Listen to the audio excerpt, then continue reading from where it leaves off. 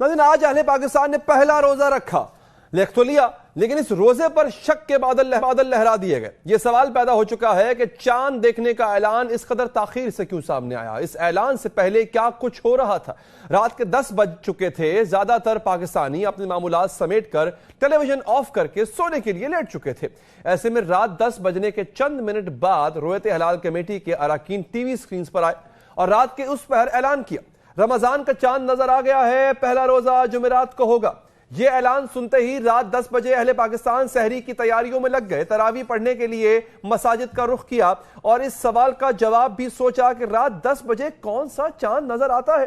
سوال یہی ہے کہ کل رات 10 بجے تک کیا ہوتا رہا؟ اگر چاند نظر آ گیا تھا تو اس کے اعلان میں اتنی تاخیر کیوں کی گئی؟ مرکزی رویت ہلال کمیٹی کے اعلان کے بعد عالم دین اشرف آصف جلالی کا ٹویٹ سامنے آیا اور انہوں نے آج روزے پر شک کا اظہار کیا۔ انہوں نے کہا اگر آج کوئی روزہ رکھا جا سکتا ہے تو وہ نفلی روزہ ہوگا۔ آصف جلالی نے تو رویت ہلال کمیٹی پر ہی سوال کھڑے کر دیے۔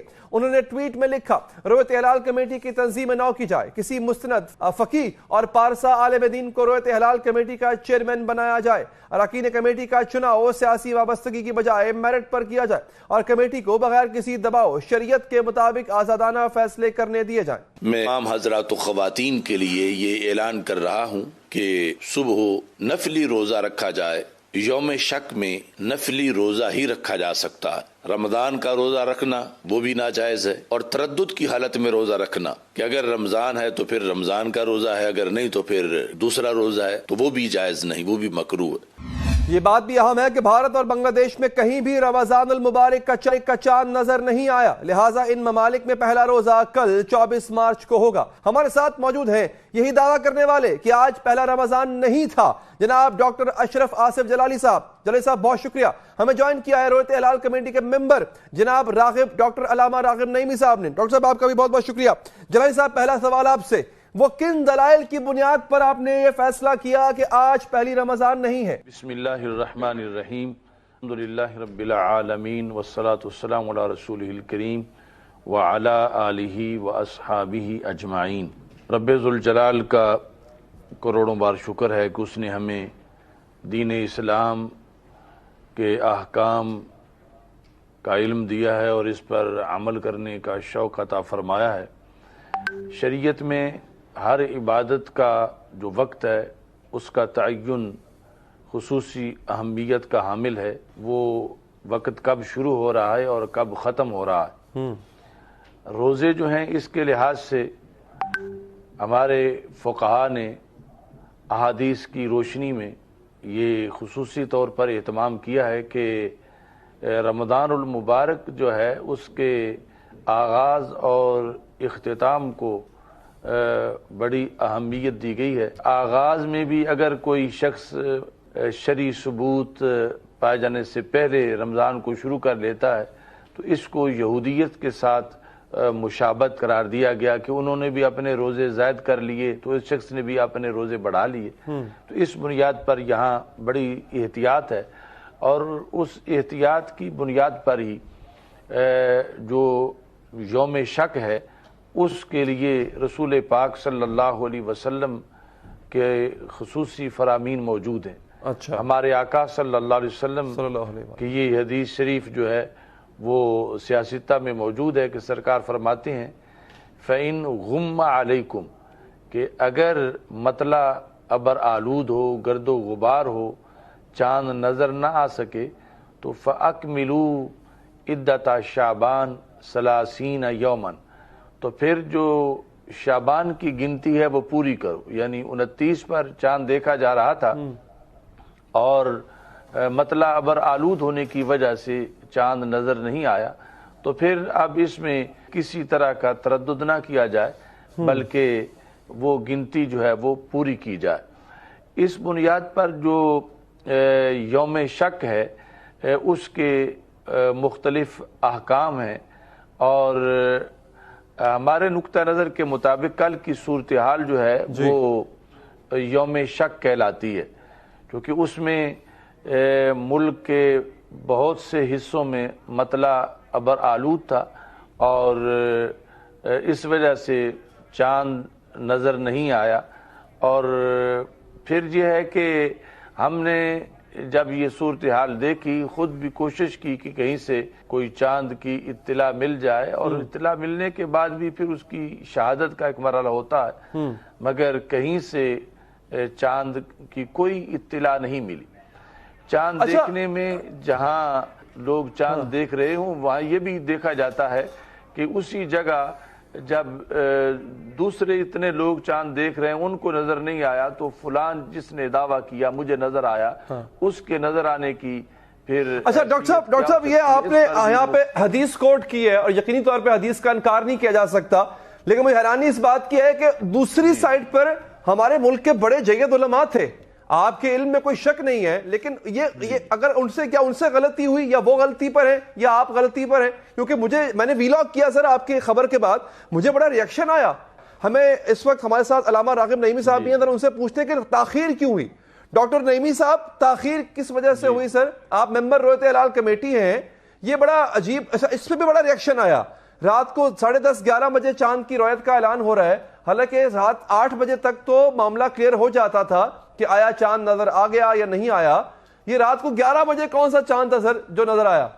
ہمارے پاس جب بہاولپور سے چاند کی رویت کی گواہی آ رہی ہے تو ہمارے ساتھی مفتی علی اصغر اطاری صاحب چاند کی اس رویت کی گواہی کو ریکٹیفائی کرتے ہیں اور اس کو اتھینٹک بنانے کے لیے اپنے تمام تر ذرائع کو استعمال کرتے ہیں، لیکن جب چاند کی گواہی آ گئی اور چاند کی رویت ابر نہ ہونے کی صورت میں یقینی ہے اور جہاں پہ ابر موجود نہیں تھا وہاں پہ چاند کی رویت کی گواہی آ گئی، اس کی تمام تحقیقات مکمل کر لی گئی، تو اس صورت میں نہیں سمجھتا کہ کوئی ذی شعور جس نے ان گواہیوں کو اکٹھا کیا، اس کی جانچ پھٹک کی اور محکمہ موسمیات، سپارکو اور وزارت سائنس اور ٹیکنالوجی کے ان ماہرین جو کہ چاند کے اس رویت کے معاملے کے اوپر اتھینٹسٹی رکھتے ہیں، ان کی اس تحقیقات اور ان کی اس اتھینٹسٹی کے بعد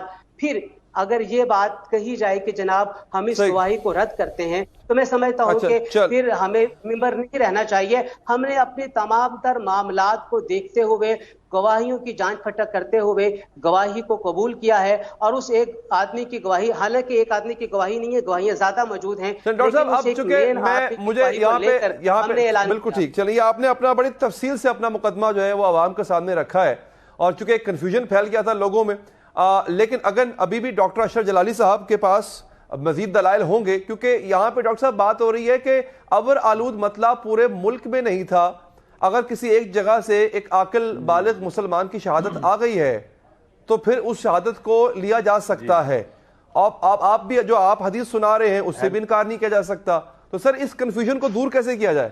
حیدر علی صاحب اب میری گزارش بھی سنیں، جی یہ دے رہے ہیں شہادت کا ذکر کر رہے ہیں بہاولپور سے، تو ہم نے عین اسی وقت بہاولپور رابطہ کیا تھا جب ابھی چاند کے دیکھنے کا وقت تھا، اس کے بعد بھی وہاں سب سے اونچا مینار ہے مولانا فیض احمد اویسی صاحب کے مرکز کا، وہاں جو صاحبزادہ ایاز اویسی صاحب ہیں انہوں نے ہمیں بتایا کہ ہم نے مینار کے اوپر چڑھ کے بھی اس سارے علاقے میں دیکھا ہے اور یہاں مطلع ابر آلود ہے، بارش ہو رہی ہے اور یہاں کسی طرح یعنی کوئی امکان ہی نہیں ہے چاند نظر آنے کا، تو جہاں کا خود مطلع ابر آلود ہے یہ وہاں سے ایک گواہی دے رہے ہیں اور اس پر یہ پورے ملک کا پھر مدار رکھ رہے ہیں، تو یہ کس طرح ہے کہ چاند نظر آتا ہے؟ مطلع جو ہے وہ اس وقت ابر آلود تھا، وہ یعنی مطلع صاف نہیں تھا کہ وہاں سے یہ جو استدلال کر رہے ہیں۔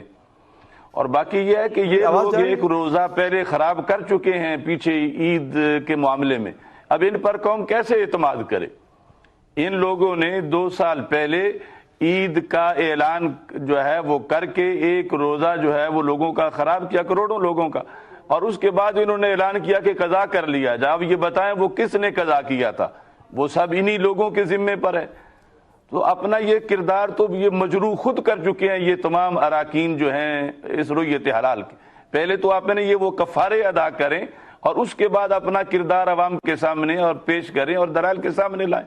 یہ لوگ اپنے حجروں میں بیٹھ کے باتیں کرتے رہتے ہیں، ہمارے سامنے آ کر یہ ساری کمیٹی پیش ہو ہمارے روبرو اور ہم ان کو سمجھائیں کہ رویت حلال کا مسئلہ کیا ہے۔ جلالی صاحب، ڈاکٹر راغب نعیمی صاحب نے جو سوال کیا ہے، میرا سوال بھی تقریباً ویسے ہی تھا لیکن تھوڑا سا شائستہ لہجے میں تھا کہ آپ کس کیپیسٹی میں یہ کہہ سکتے ہیں کہ یہ آپ کے سامنے پیش ہوں؟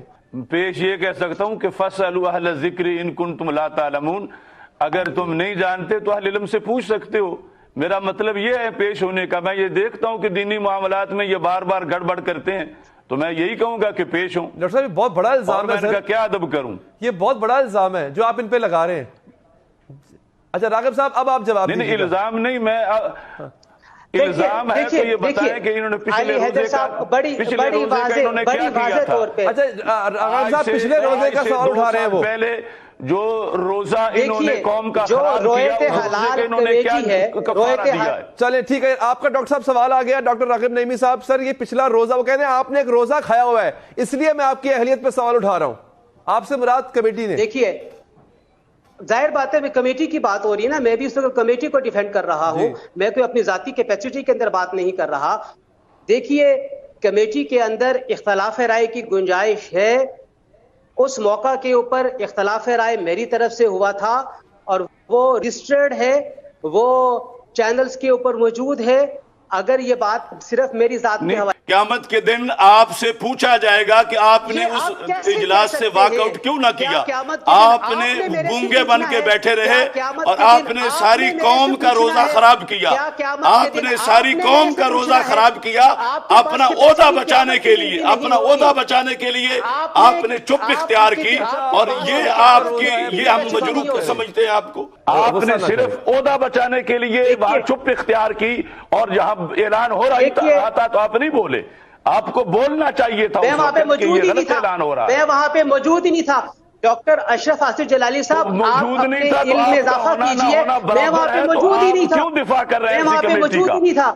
آپ موجود نہیں آپ تھے میرے اوپر یہ آپ بات بھی کہہ رہے موجود نہیں ہیں، تھے آپ یہ بات کیوں رہے ہیں؟ تو آپ ان کا دفاع کیوں کر رہے ہیں؟ جس کمیٹی میں آپ کی حیثیت ہی کوئی نہیں تو آپ ان کا کیوں دفاع کر رہے ہیں؟ آپ پیچھے ہٹ جائیں۔